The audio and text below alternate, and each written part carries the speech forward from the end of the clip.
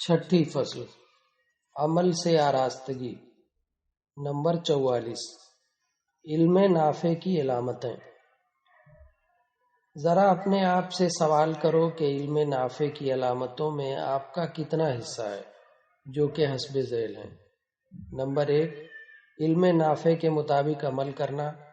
Number 2 تزکیہ، تعریف اور اللہ کے بندوں پر تکبر و برتری کی کراہت و ناپسندیدگی۔ نمبر 3 جس قدر آپ کا علم زیادہ ہو اسی قدر آپ کا تواضع بھی بڑھتا جائے۔ نمبر 4 سرداری، شہرت طلبی اور دنیا سے فرار اختیار کرنا۔ نمبر 5 دعوی علم سے قطع تعلق اور کنارہ کشی اپنانا۔ نمبر 6 اپنی ذات کے ساتھ بدگمانی کرنا اور لوگوں پر طعن و تشنیع سے بچتے ہوئے ان کے بارے میں نیک گمان رکھنا۔ امام عبداللہ ابن المبارک رحمہ اللہ کے سامنے جب اسلاف کے اخلاق کا ذکر کیا جاتا تھا تو وہ یہ شعر پڑھتے تھے: لا تارزنا بذکرنا ما ذکرہم لیس الصحیح اذا مشاک المقعدی۔ ان کے ساتھ ہمارا ذکر ہرگز نہ کرو، یعنی ان سے ہمارا موازنہ نہ کرو، کیونکہ صحت مند جو چلنے والا ہو لنگڑے کی طرح نہیں ہوتا۔ نمبر 45 علم کی زکوٰۃ۔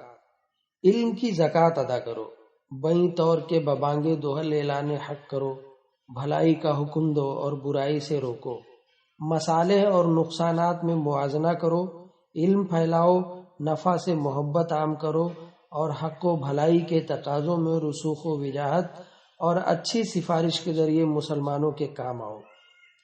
ابو ہریرہ رضی اللہ عنہ سے روایت ہے کہ نبی کریم صلی اللہ علیہ وسلم نے فرمایا: اذا مات الانسان انقطع عنہ عملہ الا من ثلاثہ، الا من صدقۃ جاریہ او علم ينتفع به او ولد صالح يدعو له۔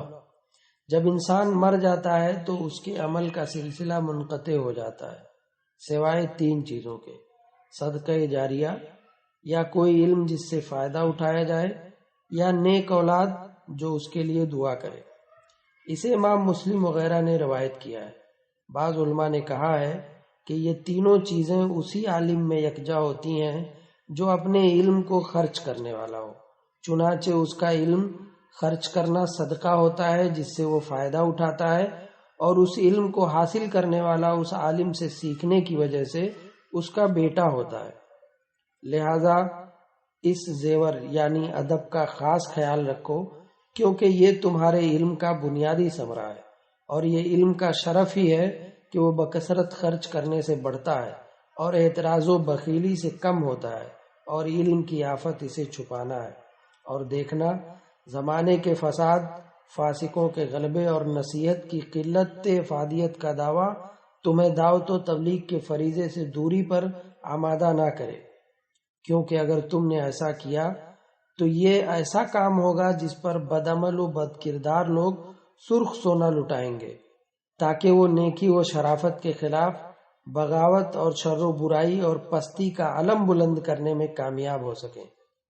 نمبر 46 علماء کی عزت و شرافت اور خودداری۔ علماء کی عزت و شرافت کی خوبی سے مراد علم کا تحفظ، اس کی تعظیم اور اس کی عزت و شرافت کی 4 دیواری کی حمایت کرنا ہے، اور تم اس باب میں جس قدر محنت کرو گے اور جتنا عمل کرو گے اتنا ہی اس سے فائدہ اٹھاؤ گے، اور جتنا اسے ضائع کرو گے اتنا ہی نقصان اٹھاؤ گے، اور اللہ غالب و حکیم کے بغیر کوئی قوت و تصرف نہیں۔ لہذا دیکھنا کہیں تمہیں سربراہردہ لوگ استعمال نہ کریں، یا احمق لوگ تم پر حاوی نہ ہو جائیں کہ تم کسی فتوے یا فیصلے یا بحث و تحقیق یا خطاب وغیرہ میں ان کی خاطر بیجا نرمی برتنے لگو۔ اور دیکھنا علم کے ذریعے دنیا والوں کے پیچھے نہ بھاگنا، نہ ان کی دہلیزوں پر کھڑے ہو کر انتظار کرنا، اور نہ ہی نااہلوں پر علم صرف کرنا، خواہ وہ بڑی قدر و منزلت والا ہی کیوں نہ ہو۔ اور ائمہ سلف کی سیرت و سوانح اور ان کی زندگیوں کا مطالعہ کر کے اپنی بصارت و بصیرت کو فائدہ پہنچاؤ۔ تمہیں ان کی سیرتوں میں اس حمایت کی راہ میں نفس کی قربانیاں دکھائی دیں گی، بالخصوص ان لوگوں کے جنہوں نے اس باب میں مثالی کارنامے اکٹھا کیے ہیں، جیسے کتاب من اخلاق العلماء از محمد سلیمان رحمہ اللہ، الاسلام بین العلماء والحکام از عبدالعزیز بدری رحمہ اللہ، مناہج العلماء فی الامر بالمعروف والنہی عن المنکر از فاروق سامرائی۔ اور میں امید کرتا ہوں کہ آپ اس سے کئی گنا زیادہ میری آنے والی کتاب عزت العلماء میں دیکھیں گے۔ اللہ تعالیٰ اس کی تکمیل و طباعت آسان فرمائے۔ اور علماء اپنے طلبہ کو علی بن عبدالعزیز جرجانی رحمہ اللہ وفات 352 ہجری کا قصیدہ یاد کرنے کی تلقین کیا کرتے تھے، جیسا کہ آپ کو ان کے کئی سیرت نگاروں کے ہاں یہ بات ملے گی۔ اس قصیدے کا مطلع یوں ہے: یقولون لی فی کن کی بازوں و انما رأوا رجلا عن موقف الذل احجما ارى الناس من داناهم حان عندهم ومن اکرمته عزت النفس اکرما ولو ان اہل العلم صانوه صانهم ولو عظموه فی النفوس لعظما۔ لوگ مجھ سے کہتے ہیں کہ تم لوگوں سے کتراتے ہو اور الگ تھلگ رہتے ہو، حالانکہ در حقیقت انہوں نے ایک ایسے شخص کو دیکھا ہے جس نے ذلت کی جگہ سے دوری اختیار کر لی ہے۔ میں لوگوں کو دیکھتا ہوں کہ جو ان سے قریب ہوتا ہے ان کے یہاں کمتر اور بے وقات ہو جاتا ہے، اور جسے اس کی خودداری عزت دیتی ہے اس کی عزت کی جاتی ہے، اور اگر لوگوں نے علم کی حفاظت کی ہوتی تو وہ بھی ان کی حفاظت کرتا، اور اگر دلوں میں اس کی تعظیم کرتے تو وہ بھی انہیں باعظمت بنا دیتا۔ نمبر 47، علم کی حفاظت۔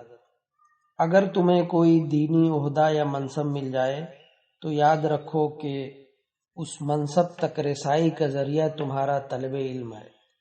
چنانچہ تعلیم یا فتویٰ یا قضا وغیرہ کے جس منصب پر بھی تم فائز ہوئے ہو، اللہ کے فضل اور پھر اپنے علم کے سبب ہوئے ہو، لہذا علم کو اپنا مرتبہ اور حق دو، یعنی اس پر عمل کرو اور اس کو اپنا مقام دو، اور ان لوگوں کے طریقے سے بچو جو اللہ کا مقام و مرتبہ اور اس کی عظمت نہیں پہچانتے، جو اپنے عہدہ و منصب کی حفاظت کو اساس اور سب کچھ سمجھتے ہیں، چنانچہ حق گوئی سے اپنی زبانیں سمیٹتے ہیں، اور عہدہ و منصب کی محبت انہیں مقابلہ آرائی اور ٹکراؤ پر آمادہ کرتی ہے۔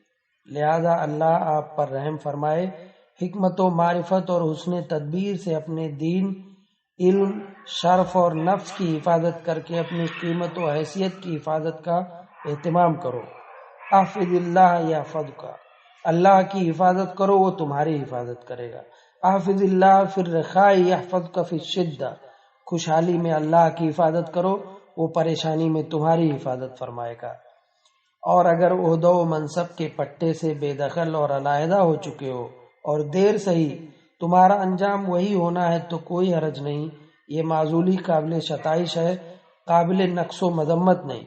اور عجیب بات یہ ہے کہ توفیق الہی کے ایک بڑے حصے سے محروم بعض لوگوں کے یہاں شریعت کی پابندی اور اللہ کی طرف رجوع و انابت ریٹائرمنٹ کے بعد ہی آتی ہے۔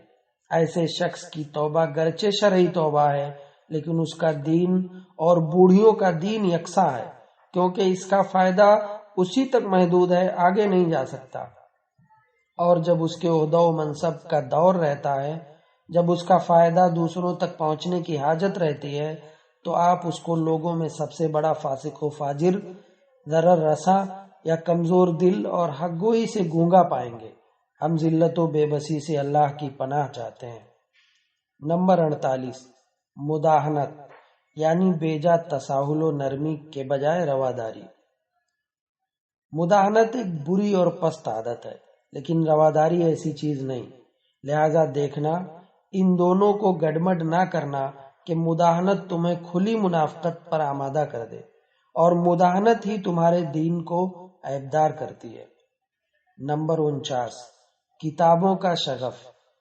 علم کا شرف معلوم ہے کیونکہ اس کا نفع عام ہے، اور اس کی حاجت اتنی ہی شدید ہے جتنی جسم کے لیے سانسوں کی۔ اس میں جتنی کمی ہوگی اتنی ہی کمی ظاہر ہوگی، اور اسے جتنا ہی حاصل کیا جائے گا اتنا ہی لذت و سرور حاصل ہوگا۔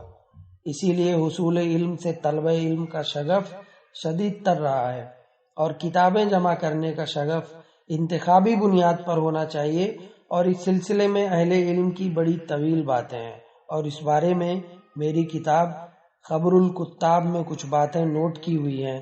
اللہ تعالیٰ اس کی تکمیل و طباعت کے مراحل آسان فرمائے۔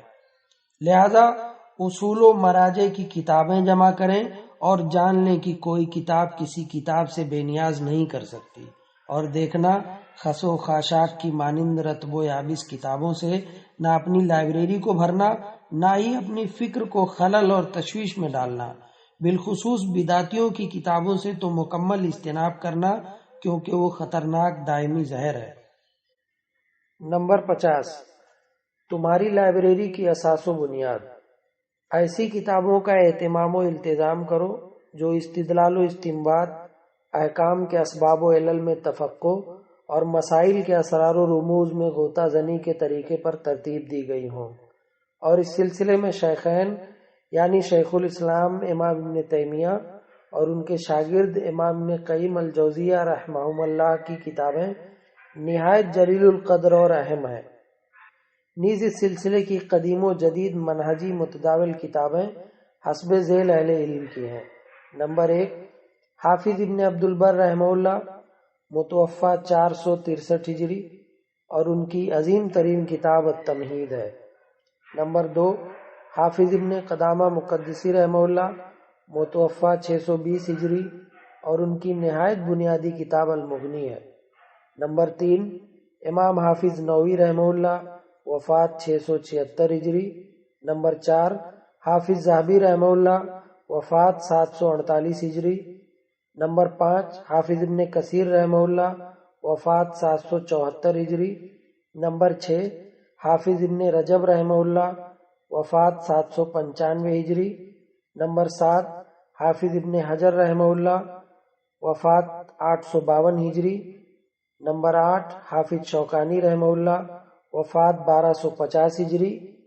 نمبر 9، امام محمد بن عبد الوہاب رحمہ اللہ، وفات 1206 ہجری۔ نمبر 10، علماء دعوت سلفیت کی کتابیں اور ان کی نہایت جامع کتاب الدرر السنیہ ہے۔ نمبر 11، علامہ سنانی رحمہ اللہ، وفات 1182 ہجری، بالخصوص ان کی نفع بخش کتاب سبل السلام۔ نمبر 12، علامہ صدیق حسن خان قنوجی رحمہ اللہ، وفات 1307 ہجری۔ نمبر 13، علامہ محمد الامین شنقیطی رحمہ اللہ، وفات 1393 ہجری، بالخصوص ان کی کتاب اضواء البیان۔ نمبر 51، کتاب کے ساتھ تعامل۔ کسی کتاب سے اس وقت تک استفادہ نہ کریں جب تک کہ اس میں اس کے مؤلف کی اصطلاح نہ جان لیں، اور اکثر و بیشتر کتاب کے مقدمے سے اس کی حقیقت آشکارا ہو جاتی ہے، اس لیے سب سے پہلے کتاب کا مقدمہ پڑھیں۔ نمبر 52، اسی طرح اگر آپ کو کوئی کتاب ملے تو اسے اپنے مکتبے میں اس وقت تک داخل نہ کریں جب تک اس سے اچھی طرح گزر نہ جائیں، یا اس کا مقدمہ، فہرست اور کچھ جگہوں سے پڑھ نہ لیں، کیونکہ اگر آپ مکتبے میں اسے اس فن کی کتابوں میں ڈال دیں گے تو بسا اوقات ایسا ہوگا کہ زمانہ گزر جائے گا اور عمر بیت جائے گی، اسے دیکھ بھی نہ سکیں گے۔ یہ تجربہ شدہ امر ہے اور توفیق دہندہ اللہ کی ذات ہے۔ نمبر 53، تحریر پر اعراب اور نقطوں کا اہتمام۔ جب تم کوئی چیز لکھو تو حرکات اور نقطوں کا اہتمام کرو تاکہ اس کی پیچیدگی زائل ہو جائے، اور اس کے لیے حسب ذیل امور مطلوب ہیں۔ نمبر 1، خط واضح ہو۔ نمبر 2، رسم الخط قواعد املا کی روشنی میں ہو، اور اس سلسلے میں بہت سی کتابیں ہیں۔ چند اہم کتابیں حسب ذیل ہیں: کتاب الاملا از حسین والی، قواعد الاملا از عبدالسلام محمد ہارون، المفرد العلم از ہاشمی رحمہم اللہ تعالی۔ نمبر 3، نقطوں والے حروف پر نقطوں اور بلا نقطوں والے حروف پر بلا نقطوں کا اہتمام۔ نمبر 4، مشکل الفاظ پر حرکات کا اہتمام۔